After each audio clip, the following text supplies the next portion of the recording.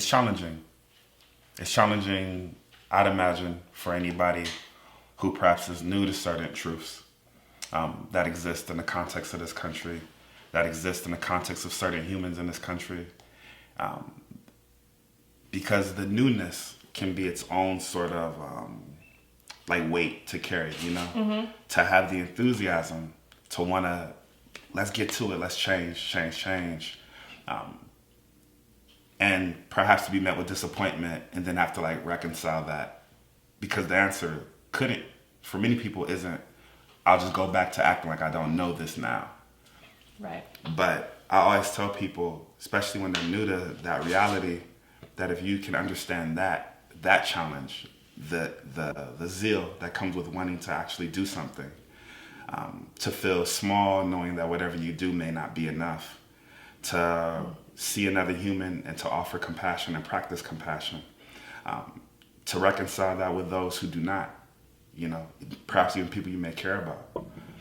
And then I tell people, well, then take it a step further and imagine the people who are actually the ones who are accustomed to living in that. Yeah, that's the hardest part for me to accept, because I've been seeing a lot of things, obviously, videos come out about how Black parents talk to their kids, which is so different, you know, how they prep them for the world. And my kids will be half Black, so just understanding that that's a thing. And I see a lot of white parents that are sharing those videos and saying, I can't imagine having this conversation with my child. New experiences can be as simple as information. You know, if you tend to look at one side of the argument, whatever that means, go out your way to look at the other. Right? But that's not convenient or comfortable. Because yeah, well, I mean, I need you to say that again for the people in the back, way louder. Yeah, go out of your way to hear the alternative perspective. Right. It's intentional, though, and it's not convenient. It doesn't serve the status quo of what you want to hear.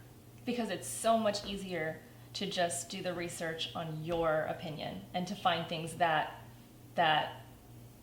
support what you're trying to say. To even call it research. That's a good point. Like when you're a passive participant towards information, that's not research. Right. You are a bystander, you're a witness, but you have not done actual work itself.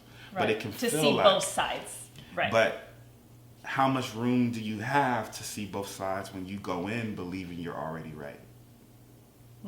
It's like having a full cup. There's no room for anything else. How do you practice emptiness? Right. It takes awareness. This reminds me of a conversation we had on the first episode where we talked about every conversation you go into, if you're not expecting to learn anything from that, right? So like you said, if you already think you know everything there is to know, then every interaction you have with someone, that means that they're not going to tell you anything you don't already know. It's why arguments take place far more often than discussions, because arguments presume somebody is right. Discussions take place understanding there's something to be learned. From both parties. So discussions can go a lot further than arguments can, because arguments are tethered to the position they walked in with. Right, and who's to say what is right? I think everything at a certain point is an opinion, or is what is right for you. But that doesn't necessarily mean that is right for the other person.